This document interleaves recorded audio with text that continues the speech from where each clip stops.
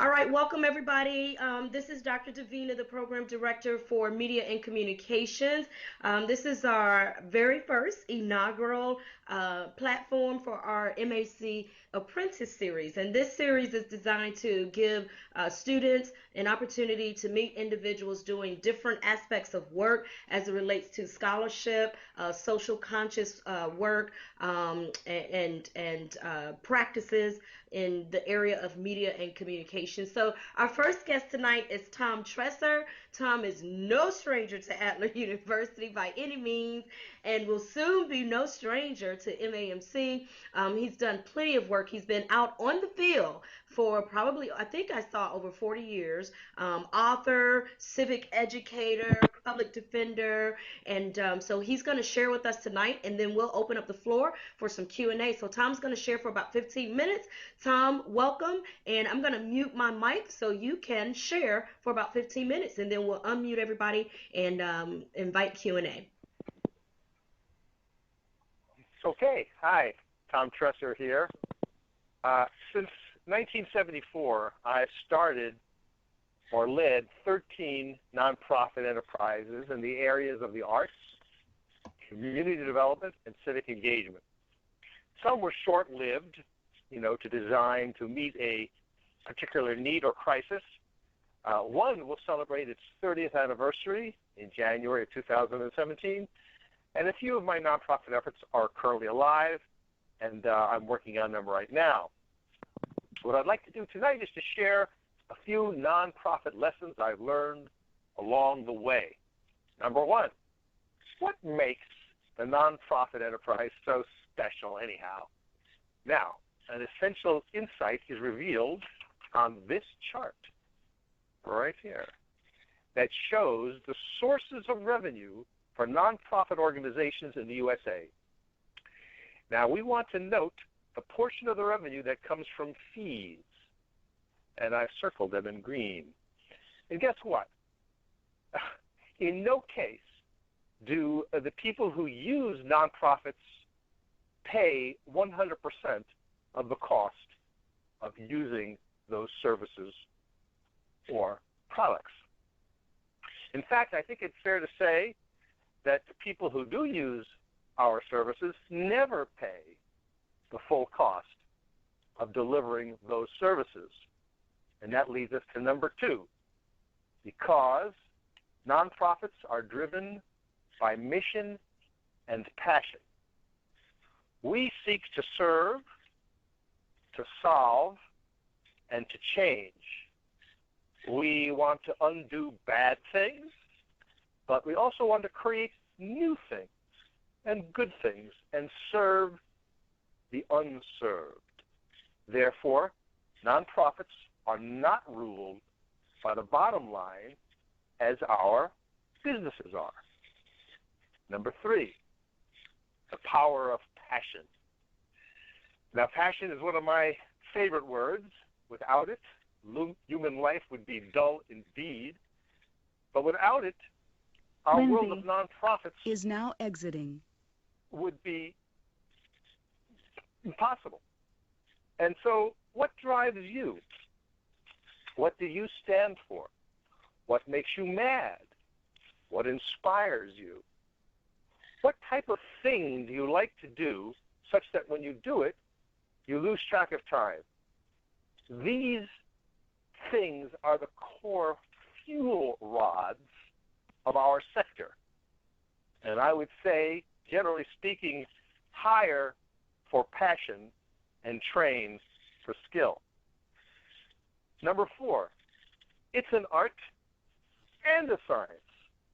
We hear a lot of talk around our sector that nonprofits should be run more like businesses. But we've just established that our organizations are driven by the passion to serve and not to make profit. So I would rather say that we must be smart and strategic in our operations, but we also have to be a little irrational, and that we have an unwarranted optimism about the world and our ability to change it. One may master the business of operating a nonprofit in an excellent manner, but one must never forget that we're balancing these pragmatic concerns with a huge helping of soul. Number 5, we're a very hands-on, labor-intensive kind of business. So we're in the people business. That is, everything of meaning we do is powered by people, and it's difficult to automate our work or deliver it over the internet. Of course, news and other information forms are possibly to be delivered, and we can certainly use the internet wisely. But in the end, ours is a high-touch sector, and without this human touch, it's quite devoid of power. Now, number 6, we're all storytellers. One consequence of being in a connected age is that it's imperative that we master the art of storytelling to reach people, to motivate, to collaborate with our various stakeholders. We all need to be great storytellers. And so everyone in your nonprofit has to be on board with communicating and, yes, marketing your organization all the time. Number 7, the internet can help us a lot. Like I said, the internet isn't optimal for delivering the human touch. It can be great for delivering information. It can connect us. It can help us raise funds. It can help us document the world and deliver alerts, and can help us train and educate. And so you really do have to master the many ways and tools of the internet. Now, the internet can't deliver a flu shot, to you, or tutor a kid who is not at reading level, but it can direct me to the person who can give me the flu shot. And it can connect me to a tutor who can help me, or it can deliver videos made by a human tutor, you see. Number 8, please don't neglect your health. Just because you're doing good, and serving the greater good doesn't mean that your bills are going to get paid automatically or that you won't get sick. So if you're an employer, please pay your employees well. Give them health care and other benefits. And as an employee, please don't sacrifice your personal health or suffer from burnout. Please try to balance your life with lots of fun and joy to go along with this very serious work that you are dedicated to. So don't forget to play. Number 9, please network, learn, and grow. Make it your business to expand your horizons outside of the immediate sphere of your nonprofit focus. Read widely inside your field, but also seek to try to get the larger social or political context for your work. Network whenever you can inside your field, but also across your field where you live, in your city or your town. And number 10, please do policy and politics. Seek, this is going to sound weird, seek to put your nonprofit and all nonprofits out of business by becoming active in policy and politics. Now, this cartoon that I'm going to show you right now, let's see if you can see that, tells the story of what I'm trying to get across here. Nonprofits, in a way, are somewhat reactive. That is to say, we do things that the government doesn't do. That is to say, sins of omission. And we often fix things that businesses have done, sins of commission.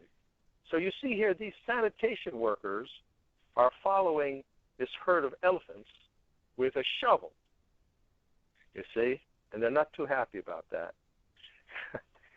The point is, wouldn't it be great to get out in front of the herd, to contain it and manage it instead of swooping up after them? So I urge you to help people who care about our values and our mission. I urge you to help them get elected to public office and even consider running for office yourself. Well, those are my 10 things I wanted to point out, and I hope you found those insights useful. You can find me online at www.tresser.com. Thank you.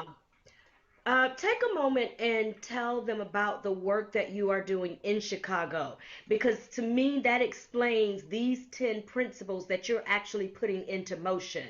So what kind of projects are you involved in Chicago? What have been your ups, downs? How have you actually managed some of these things? In particular, you talk about mastering your story and using the internet.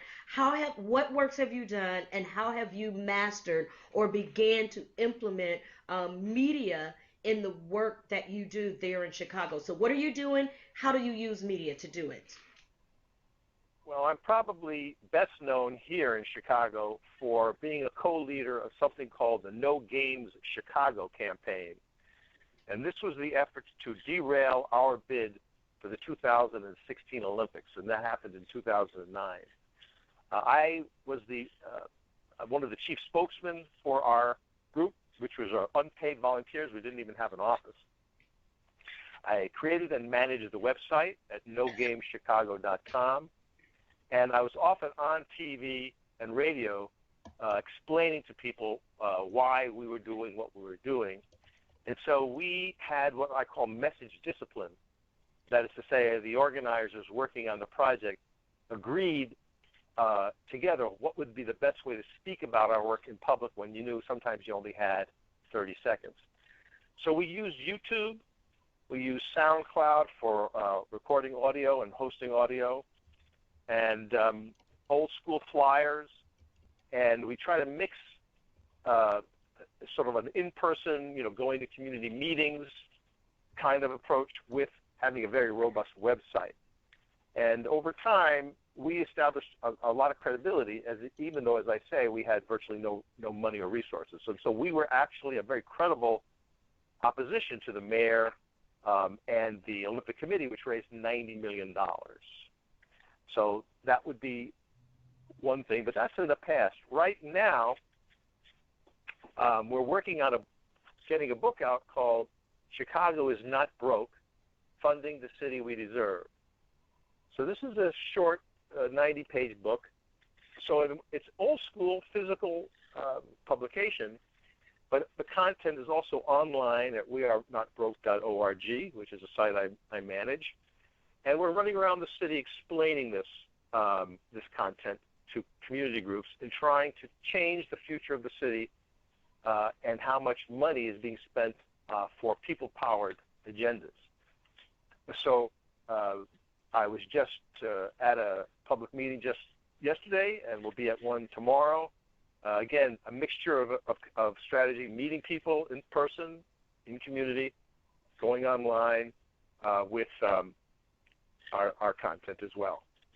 Okay, so I have a follow-up question, and then I want to tag it with the question that Lindsay just typed in. And please, Clark and Lindsay, it's just a few of us, so you can go ahead and unmute your mics. But typing the question is really good too, so you can leave it there if you'd like. So why was it important for you all to do this No Game Chicago? Why, what was the rationale? Why did you think this needed to be done? And then we'll go to Lindsay's question. What are some of those examples let me see, do you have examples of those messages that were successful in the No Games campaign? I'll say successful and unsuccessful. Like, what did you do message-wise that was successful? What did you find out that was not successful? But as you prepare to answer those, first answer, why do the No Game Chicago campaign? Yeah, sure. Well, I've been very busy in civics in Chicago for decades. And one of my portfolios, civic work, is fighting corruption and privatization. So my personal, predilection is opposing privatization. And doing some research on an earlier fight in 2008 led us to look at the Olympic bid here in Chicago. So in the spring of 2008, Chicago became one of the 4 finalists for the 2016 Olympics, along with Rio, Tokyo, and Madrid. And I just went online and just started doing some research about the effects of hosting an Olympics on a city. And the more I looked into it, now this was just using the internet, open internet, not any special academic resources that I have as a professor, but just anything that anyone could do by just Googling and just thoughtfully searching for academic research, newspaper articles, etc. And I got to say, this is now summer of 2008. The more I looked into it, the more alarmed I got. And I quickly reached the conclusion that hosting the Olympics is a city killer. It will kill your city. Wow. And so I made a few calls to my friends and colleagues in nonprofit leadership here in the city, various community groups, including the Urban League and smaller groups, and everyone was afraid to go against Mayor Daley. So privately, they told me they thought it was a horrible idea to even pursue the games because it takes a lot of money and energy just to even put a bid in, let alone actually get the games. One of the things I found out that stuck with me to this day is that the city of Montreal hosted the games in 1976 and took 31 years to pay off their debt. Mm. The other thing that was alarming was that, unlike other countries, when a city hosts the games, the national government can chip in to help pay all costs. But in America, it's actually against the law for the federal government to chip in. So in an American situation, when an American city hosts the games, it's really on us. So that's why. And so we basically saw that it was a no-win, a horrible proposition. Now, as to the message, it's a great question because, the Olympics is one of the most powerful brands on the planet. They are a multi-billion-dollar company, and I would imagine the average person thinking of the Olympics is going to have a lot of warm and fuzzies. Like little girls tumbling, big beefy guys lifting weights and the brotherhood of sport, all that. But we know when you look into it, it's unfortunately a very corrupt situation with a lot of bribes taking place. There's a lot of doping and drug use. And so if you scrape below the surface, it starts to look a little not so pleasant. But that's not what the average person sees. And again, in Chicago, we had Mayor Daley and his best people. Oprah was for the games, President Obama, and all civic organizations kind of got in line, and so there was kind of like a bobblehead thing, everybody was going like this. So, with all that, you really better be very mindful of how you're going to speak to that. Mm. So, inside No Games, there were some people who felt the Olympics should be abolished altogether and not even, be a thing anymore. On the other side, there were people who felt that if you changed some things in Chicago, made it a little more honest, a little more forthright, that maybe we could host the games. And we debated back and forth, and we took a middle ground. We said, this is the wrong project for the wrong place at the wrong time. We made it very specific to Chicago. And now this, therefore, did not offend our IOC members, the people who are going to decide our fate. Because we're not saying the Olympics are corrupt, horrible, should be blown up. We're just saying, for us, here, in 2008, 2009, 2010, for the immediate future, we have many other fish to fry, for example. Yeah. So children were being shot in schools and so forth. So that was the message, and that was a good one, and it worked. So you really had to kind of strategize the narrative per se. What about media? What use of media became successful versus what uses of media were not successful? Well, we had our website, and that was thousands of people hit the website. So we put everything on the website to model openness and transparency. So there was research, there were studies, We got secret documents that the mayor and his people didn't want anyone to see. We put those up. There were secret briefings for aldermen. We shared those materials. In other words, we put everything up. Academic studies of years gone by showing how these sorts of projects never pay off. We put all that up and invited journalists and other people to just, use that at your will. So that was a good strategy. How did you get to the website? Because you said a lot of people went to the website. How did you get that traffic to the website? How did you get journalists to the website?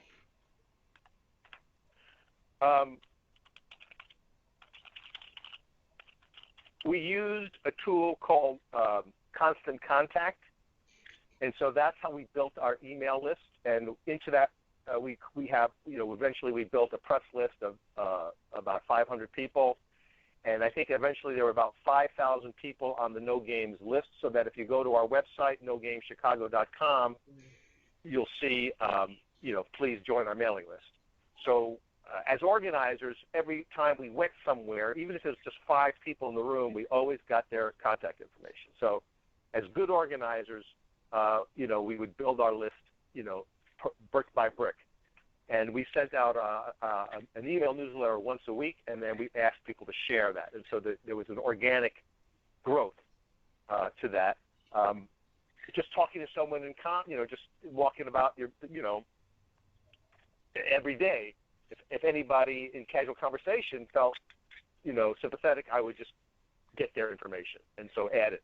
Very, very tedious doing that, but that's how you build. When you have no money, it's not like you can take a full-page ad out in the New York Times or something like that and then get people to respond. We obviously couldn't do anything like that. The other side had those sorts of resources. So you were able to send out press releases. Gradually, we became very respected and known. And so I would say inside the TV news and the various other news cycles, when the other side had news to report, and there might have been, say, a second page or third page story in the Tribune or the Sun-Times of, say, 10 or 12 paragraphs with a picture about whatever the Olympic people were talking about, you might see us in there for like one paragraph. Mm-hmm. And so that you're not going to completely be able to negate everything or answer every point. So you had to pick and choose. And the other thing we did was very dramatic. We had protests. We had old-fashioned rallies downtown in the middle of Chicago that were covered by the media. And, of course, we were prepared. We had speakers, and we had talking points and press releases to issue physically on the spot. And the other thing that was very dramatic is we actually went to Switzerland for the headquarters of the IOC in June of 2009 when all the host cities were presenting one after another in closed sessions. And that's the first time that ever happened. So we got a little inside knowledge. No one really knew that, and we just decided we would go, and we showed up in Switzerland, in Lausanne, Switzerland, without any warning. We showed up at IOC's headquarters with something called the Book of Evidence. And I think I will leave the screen just for 2 seconds. So just as I... And when you come back in 2 seconds, Clark has a question there. And again, if you guys want to unmute, because I know the clock is running down. So if you all want to unmute, you can do that, or type in is fine. Tom, after you do this, then you can answer Clark's question there.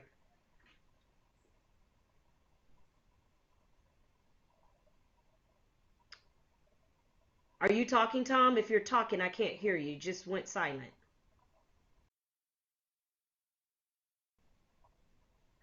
We can't hear you, but Clark has that question there. What is the biggest lesson that you have learned while starting your various nonprofits? I don't know if you might be able to type something real quick.